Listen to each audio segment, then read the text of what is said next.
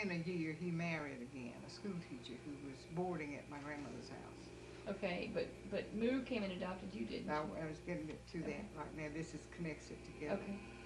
And meanwhile, this sister of his had one child, but she adopted.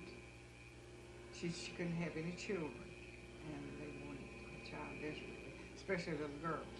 So they had been looking for a little girl somewhere in the family, some relative, that they could just snatch away.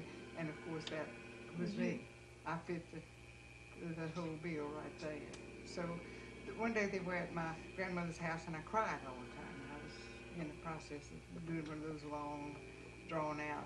Do you think it was because your mom had died? Yeah, somebody was gone, and I didn't know who it was or where they went. Oh. Naturally, at 2 years old, how am I going to know that? But I'm sure that's what I cried about. And so Mama just told her mother, see, that's my grandmother, and told my,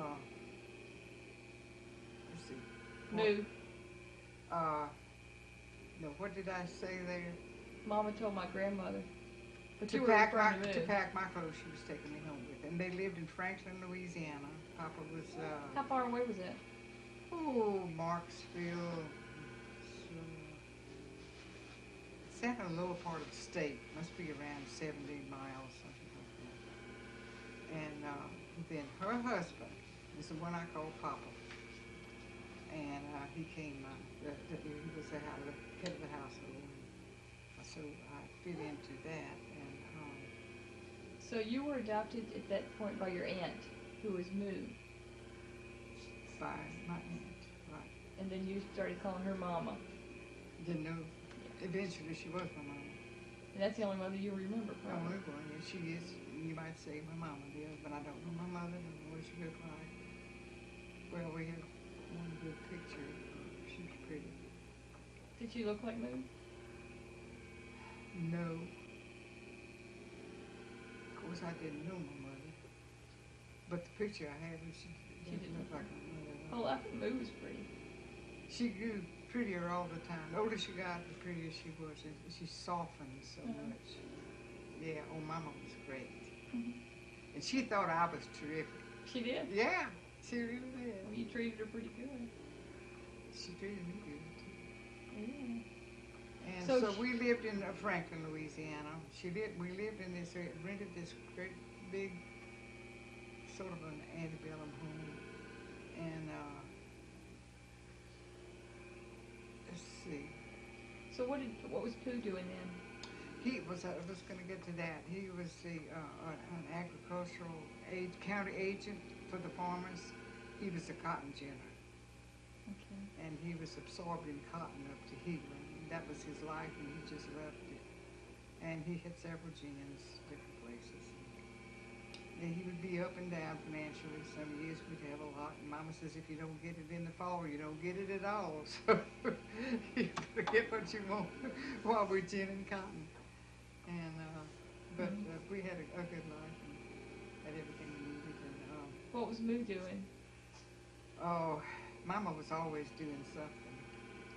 She had a little shop. We moved to Alexandria then after that. And that's where I finished high school at a girls' school there in 1930. And then I went to LSU, stayed a couple of years, and majored in journalism.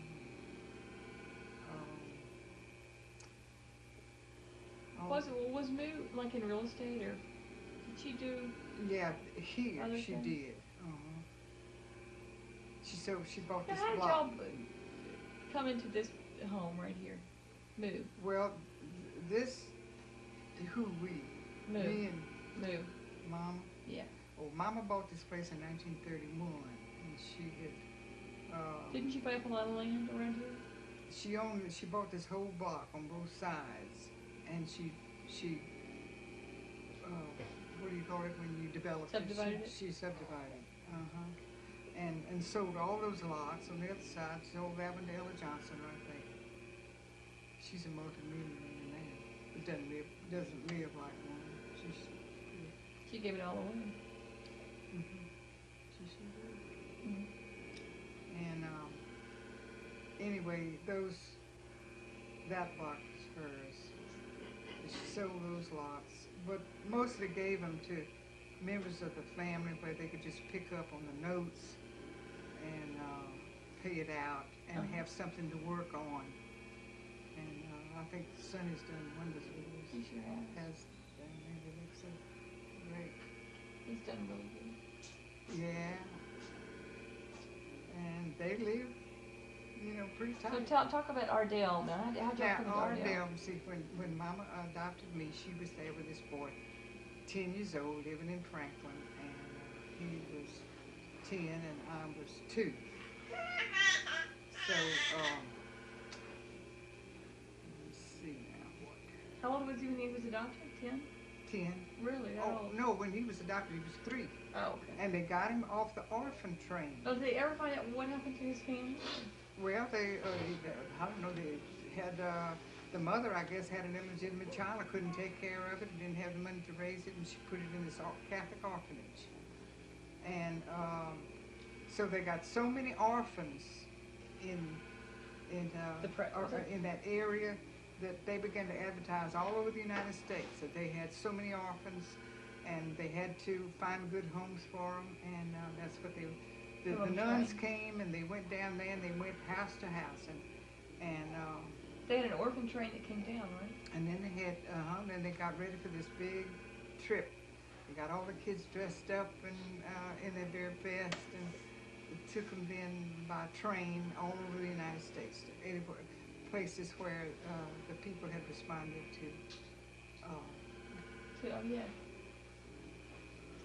that advertisement. To the ad, right. And then, let's see, what else did they do? So we have a picture. Where was she when she got him? Did she know she was going to get him before he got him? Oh yeah, they applied months before, and the nuns went to these houses and stayed with them a while and see whether they were going to be properly reared and that they would be taught about everything about religion and God and the whole bit. And so they went. We have a picture of him. He had a little Buster Brown hat on and just a little navy suit. He was 3 and had long blonde curls down his back. Oh. The picture showed that he was really, and he was a pretty good looking man, And so Ardell was true to form, a boy, 10 years old, having to give up his place as an only child. And I don't think he was very happy. He'd do mean things. Oh, he was already there when you got there. Oh, he had been with them 8 years. See, he was 10, but just 7 years. And they had this as one child. Still were looking for that little girl they couldn't find. And so finally they, got me in. And he would, I think he liked me all right, but he was jealous of it. I took his place. Yeah. Kind of. And, but I always loved him. And, but I don't think that he didn't reciprocate. He did? Never? Yeah. When he was dying, he would want me to come sit on the bed and tell me things about, Jesus and things like that. Of course, he had already been raised in a boys' school and Catholic school. Now wasn't there a black child? Yeah, now that was the little nurse that we had, my grandmother had. She raised this black baby. She was a twin, and the twin died, and she asked my grandmother to take her child. She was dying. And so she took her. And they had a little carriage made for 2, the black one and the white one in the same carriage. And they were raised like that, and that was, oh, I know his name. her name was Ida. We called her Da. Because when Mama would call her, she'd say, Ida. I just have a kind of a French accent. Ida. And Ida stayed with them until she finally got off on her own. So they raised her. Uh-huh. I thought there was a Tobin. Who was Tobin? No, that's George's brother. Is that okay? Tobin Fluid. I see. That's a neat name. Uh-huh. Tobin. Yeah. I don't know what else. Let's see. They wouldn't ask Daddy to let them adopt me because they thought he would be insulted to give up his child. You know. Right. However, I've lived in their home since I was 2. They sent me to school. They did everything for me, you know. And I would spend summers over there with my daddy and his family, my sister and brother. I missed Marty and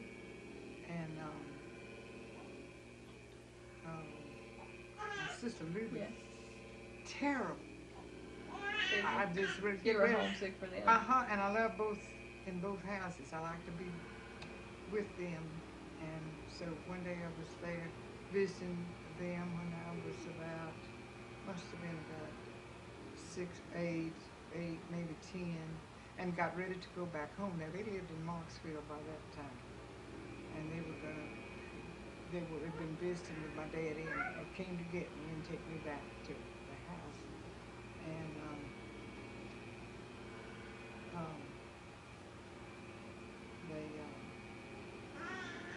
I would start clamming up, my throat would close, and I couldn't talk. If I talked, it was a pressure in my throat, just torture, kind of. Yeah. And to have to go back, and then I would go lie down in the back seat. Our Dale was old enough to stay home by himself, and he didn't always go with us. I'd lie down in the back seat, pretend I was asleep.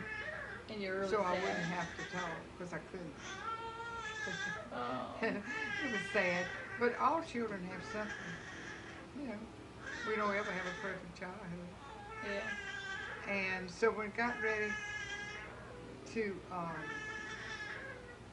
How old was your mother when she died? she was, I think, 23. 23. Julie's age. And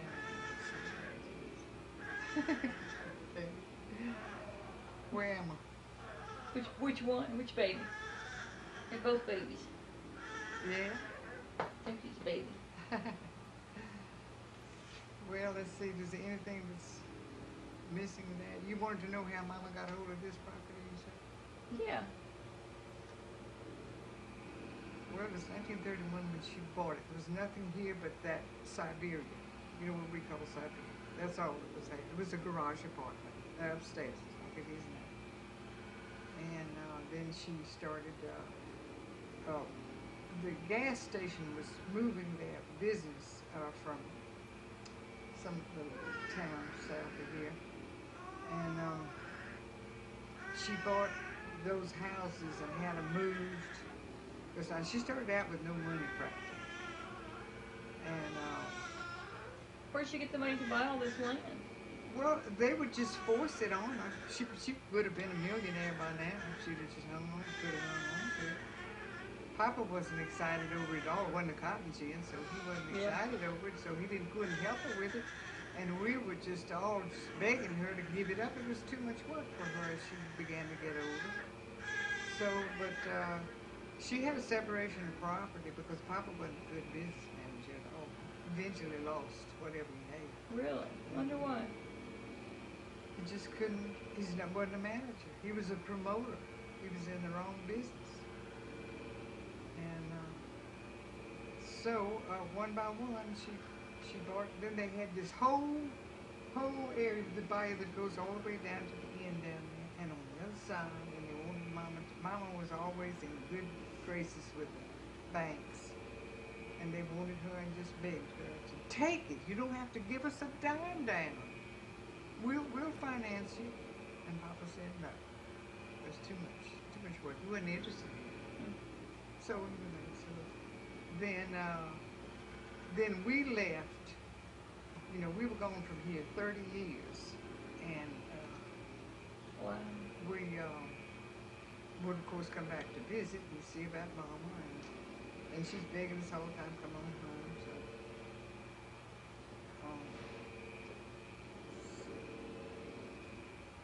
Where's the last So place? we were gone. So we couldn't help Mom. But Sonny was living right next door. Expert carpenter. It just you see what he did out of that house. And he took care of everything. And of course, she had an understanding with him that she would leave him, some of the other property down the other way. This always was mine, going to be mine. And so that's about, then we finally came back 21 or 2 years ago, and that's about it for the house she got hold of this property. I'll film the bayou a little bit.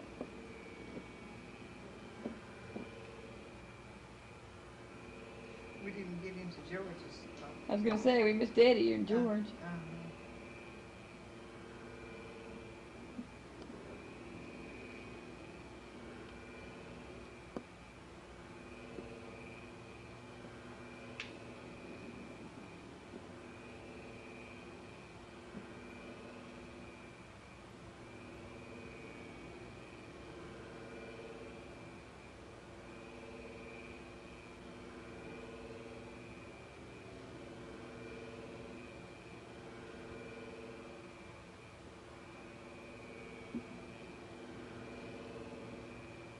But anyway, I wanted to tell this part of it that, let's see.